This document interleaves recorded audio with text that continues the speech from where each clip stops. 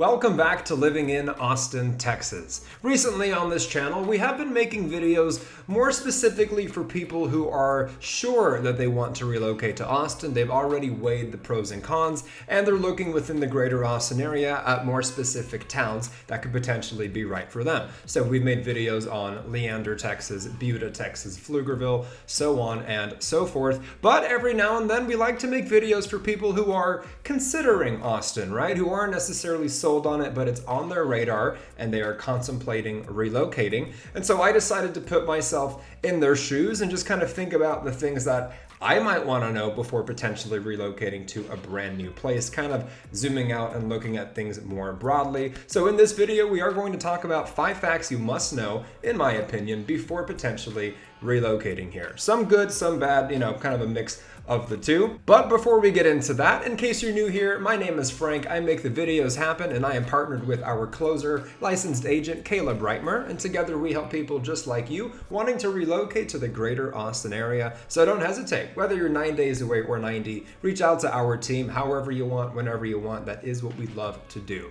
So yes, 5 facts you should know before potentially relocating to Austin, Texas. Let's waste no time and just jump right in. The first point that I felt was worth talking about is actually the subject of the market. Because whether you're just trying to lease a 1-bedroom or buy a house, this applies to you.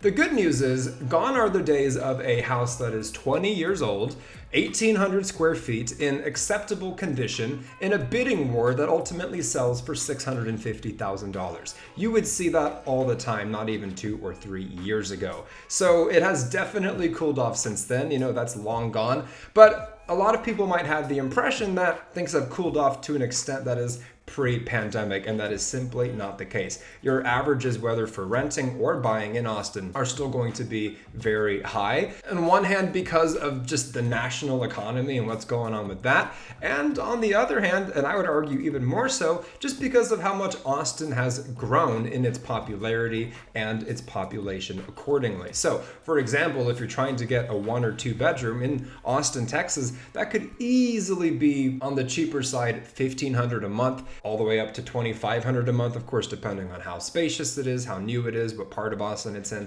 that kind of thing. And of course, it should go without saying that purchasing a house in Austin is no different either. The median home price always fluctuates around $600,000, making it above and beyond the most expensive place to live in this gigantic state of Texas. The good news, though, I suppose, if you're trying to find the silver lining in this, is actually something I talk about in a lot of our videos. Once you leave that bubble of downtown Austin, all of a sudden you're in the greater Austin area with a plethora of options that are going to be significantly more affordable. Obviously, you're going to have your more affluent towns in the greater Austin area, but I am not talking about those. I'm talking about the places like Manor, Texas, San Marcos, Texas, Pflugerville, Texas, Buda, Taylor, so on and so forth. Places that have median home prices that could be in the low 3s, in the mid 3s, the high 3s, into the low 4s, the mid 4s, still eons away from that price tag of Austin, Texas itself, the Austin metro. So with that in mind, all of a sudden, if it doesn't bother you to be 15, 20, maybe 25 minutes away from the heart of downtown, you are going to be saving a boatload of money. And of course, apartments are going to follow suit as well accordingly. If you're trying to get a place either in the city or close to the city, regardless of if it's old or new, small or large, you are going to be paying a premium by proximity alone, right? I know someone in Georgetown who was considering changing their apartments, and they were looking at an apartment that was 2 bedrooms, very spacious, high ceilings, that was about $1,700 a month. And I don't know where you're potentially moving from, but in the greater Austin area, that is a steal. However, the catch is Georgetown, Texas, lovely place to live, easily 45 minutes away from downtown. So you kind of have this take the good with the bad component, what are you giving up? But ultimately, the point of this long-winded ramble is that once you leave that bubble of Austin, Texas, you are going to have a lot of options. You are going to have a lot of flexibility. But if you're hell-bent on being either in downtown Austin or very close to it, expect to pay a higher price. All right, up next, this one might seem a little random to some of you, but I wrote down community because if I'm in the shoes of somebody who's relocating to a brand new place, I care a lot about the vibes, the aesthetic, the culture, and what to expect in that regard. And in this subject, we are going to be talking about Austin in particular and the greater Austin area, since a lot of our clients pretty much do either or most of the time. So, as mentioned a number of times on this channel over the years, Austin, Texas has changed dramatically. I would say far more than your typical place changes over 5 or 10 years. I mean, with Austin, it's just on steroids because of all of the people flocking here, companies included. So, for the longest time, Austin was this old hippie college town, cowboy boots, smoking weed, tacos, that kind of thing. Matthew McConaughey, right? Willie Nelson. Now it's much more of a melting pot, which is a beautiful thing in my opinion, because who doesn't love diversity? Who doesn't love different walks of life and that type of thing? But on the flip side of that, when you have so many Californians coming here, or not just to pick on Californians, but people from New York, people from Washington State, people from Oregon, the culture that was once super rich starts to be diluted. It starts to just kind of lose its essence and turn into something totally different, right? If you're going to have what I call a transplant culture, meaning people who live here who are not from here, it's just going to be different. So what that looks like for me is more of a hustle and bustle. If you've ever been to LA and the energy there just feels like static all the time, you're starting to get elements of that. If you've ever been to the Northeast and people just aren't as polite, just culturally speaking, you're going to start feeling more elements of that too. People here are going to be less friendly than they used to be. I'm speaking generally, of course. I'm not saying everyone in Austin is a jerk, but those are the types of changes you're seeing. Just a shift. Instead of once upon a time seeing some hippie with a joint saying, hey buddy, now it's a tech bro with a Tesla. So I'm not saying that's good or bad. I'm just saying that that's the kind of thing that you can expect if you catch my drift. Now that is more specific to Austin though. And I do want to talk a lot about the greater Austin area, because once you leave that bubble, and in my opinion, bubble is just the perfect word for it, it's almost like you're in a different world, right? You're not automatically just in the wild, wild west with big trucks and cowboy hats. Most certainly not. It's still the greater Austin area, right? It's not the greater Dallas area, not to knock on Dallas. But ironically, it's almost like things have flipped. And the reason I say that is because for the longest time, when you think of Austin, Texas and the downtown culture, you think of all the things that I would now describe the greater Austin area as having. People tend to be more warm in the greater Austin area. You have nicer drivers who let you in. They don't cut you off. That whole transplant culture that feels a bit cold at times just kind of goes away once you're, in Leander, Texas, or you're in Buda, Texas, these places that just feel more spread out, more relaxed, more authentically Texan. Now, for some people, that might not be what you're looking for, and you like Austin for a reason. You like Austin because it's the least Texan place in Texas. But, if you're already used to LA, if you're already used to Manhattan and you're wanting a change, you might be disappointed when you get to Austin and find out it's more like the place you're coming from. So in that regard, I will stick up for the rest of the greater Austin area, but either way, that is what you can expect.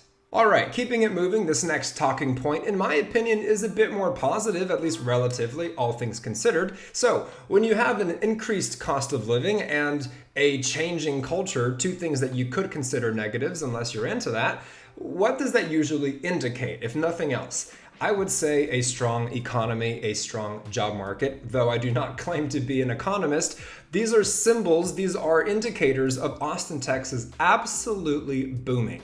The job scene here, of course, what can be said that hasn't already been said? You've got Tesla, of course, you've got Google, Amazon, Facebook, Apple, Dell, IBM, the list goes on. Silicon Valley essentially creating Silicon Hills here in Austin, really maximizing that. So it absolutely is this tech hub, as many people know, but I'm also pleased to inform you that Austin has a booming healthcare scene as well, whether in the city or in the greater Austin area, and education on top of that. Of course, in downtown Austin, you have the Austin Independent School District and you have the University of Texas at Austin, but outside of that, you've got these cream of the crop school districts that people flock. In my experience, yes, they flock to the greater Austin area to put their kids into because they're just so good and they're always expanding with new positions and opportunities. So there really is no shortage of anything in either tech, healthcare, or education. But on top of those three main industries, you're also seeing an uptick in small businesses being born in Austin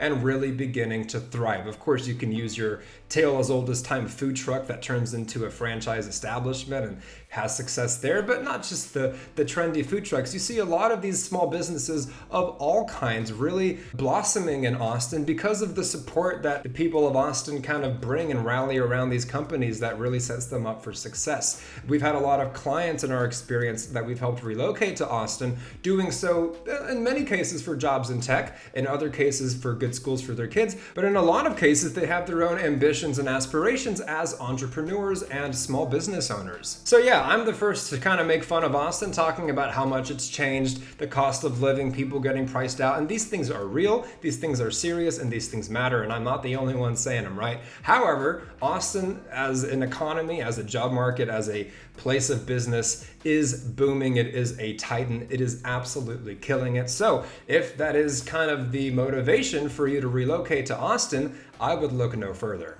All right, keeping it moving, please forgive me for swinging from positivity back to negativity a bit with this one, but the thing is, if I'm wanting to relocate somewhere, I'm already interested in that place because of how great I've heard it is, how amazing I've heard it is, so on and so forth. So I could sit here and talk about how awesome Austin is, but I figure if you're even the slightest bit serious about relocating, you want those harsh truths. And I'd be remiss if we did not talk about the increasing dilemma of crime and homelessness within Austin, Texas. And truth be told, there isn't really much to say on this other than it is increasing, and it is increasing fairly rapidly. I mean, of course, you have that kind of stuff anywhere, especially in any urban setting. But Austin, I think, with the influx of people relocating here in recent years, with Austin being such a ripe hotspot for relocation, particularly since the pandemic, you're gonna see the metrics of certain crimes or certain homelessness just absolutely skyrocket. Aggravated assaults are still going up. Burglaries are still going up. Murder is still going up. I was talking about this 1, 2, 3 years ago on this channel, and nothing's really seemed to change since then, except more people coming here and more things happening. And yeah, homelessness to the point where not just the locals are talking about it, but it's gotten national notoriety. And I've observed it expanding outside of just downtown Austin. And I bring that up because a lot of people expect to see homelessness in pretty much any urban setting, but I live about 25 minutes removed from the city, and I still see at least panhandlers, right? Maybe not a ton of homeless, but certainly a lot of people with signs near my local HEB when I go inevitably every other day because I always forget something that I need. So yeah, regarding crime and homelessness, that is the reality. It's just something to keep in mind, right? I'm not telling you to sleep with one eye open if you come to Austin, but it is going to be something that you might have to get used to if you're not already used to it. And if I'm keeping it frank and blunt, it's not necessarily something that you see being remedied or going away anytime soon. All right, last but certainly not least, forgive me if this one is also a bit negative, but thankfully I would say more lighthearted than subjects of crime and homelessness. And if I'm in the shoes of somebody relocating somewhere new, this is something I definitely want to know about, and that would be the subject of traffic. A lot of people might look at Dallas or Houston, for example, these metropolis cities, and assume that they have bad traffic, and then think of Austin, Texas, this smaller city considerably by comparison, and think, well, it can't be that bad in comparison, can it? The answer is absolutely yes, and it's almost flipped, you know? I'm not saying you don't have bad traffic in Dallas or Houston or San Antonio, but those places were designed to be big metropolis cities. You know, their infrastructure is prepared for their population. Austin's the opposite. For the longest time, it was just a college town, but then it became super duper popular and everybody came here faster than the city could build its infrastructure to keep up. So now you have this never-ending game of catch-up where they're building construction to account for all the people who live here now, but the construction fuels the problem of the traffic. It's, you know, I've lived in LA, and I'm not going to say it's as bad as LA, but each year I am seeing it getting noticeably closer. If a handful of years ago the freeways used to get backed up at maybe 4, I would roll my eyes and say, man, it's not even 5 or 6 yet, but you know what? Makes sense. People are coming here. It's almost rush hour. Nowadays, it can get backed up as early as 2 or 2:30 in the afternoon. I mean, it's absolutely crazy. Recently, I was driving from New Braunfels into Austin, and I was taking the toll road because toll roads are awesome.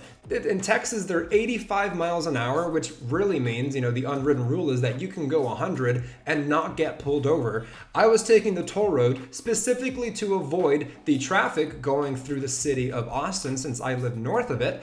And even the toll road was backed up at 4 o'clock. That 85 mile per hour speed limit was literally bumper to bumper instead. So it's just gotten to that point. Even where I live, in my little nook 25 minutes removed from the city, because I'm an old man at heart who likes my peace and quiet, my area has gotten some really bad traffic where it didn't used to be even 2-3 years ago, because as Austin fills up, people flock south, people flock east, west, north, and the rest of these other places get more full. And then God forbid I forgot something at my local HEB, which is a 3-minute drive without traffic and an easy 10 to 12-minute drive at rush hour. So ultimately, is it the end of the world? In my opinion, no. Should it totally talk you out of coming to Austin? In my opinion, no. But is it something you should expect? 100%, and I believe it will only get worse. And so there you have it. Hopefully my brutal honesty throughout this video hasn't totally dissuaded you or disenchanted you from potentially relocating to Austin, Texas, because truth be told, it is a lovely place to live. People are very happy here. It has a lot to offer. And honestly, I could have easily made a video 10, 15, 20 minutes just talking about how awesome it is.